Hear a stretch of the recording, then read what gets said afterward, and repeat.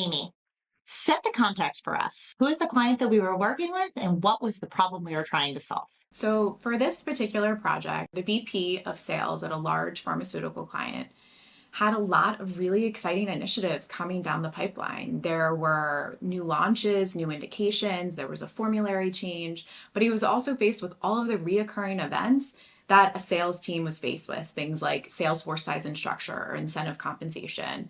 He really wanted to develop a kind of a formal plan and calendar to understand like what are the events that are going to be happening throughout the year so that they can plan for them and really set the team up for success. Talk me through a little bit of the approach that you used to help solve the problem. I partnered really closely with the director of sales operations. And so we met with individuals to understand what their priorities were, where there were pain points, also to understand what are those upcoming milestones that we needed to plan for, things like launch dates or formulation changes. We then compiled them into a comprehensive prioritization map as well as a calendar. So we're then able to distribute the calendar to the key sales leaders so that they were able to take a more proactive approach to both those critical milestones and the reoccurring events. What were some of the outcomes and key results from the project?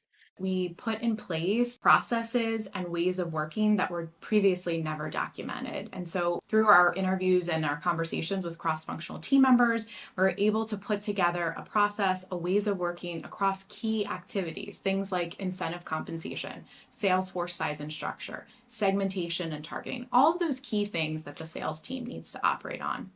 Additionally, the sales team was now able to have visibility into all the upcoming events so that they could adequately prepare. So we met with brand teams to understand when launch dates could happen, and when they did happen, what are the key activities that we need to do from a sales operations perspective, and how do we work backwards so that we can plan accordingly.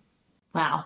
Looking at all the moving parts of a pharmaceutical company, when you really think about the true win of being able to be less reactive and more proactive when they come to those things, is just absolutely amazing.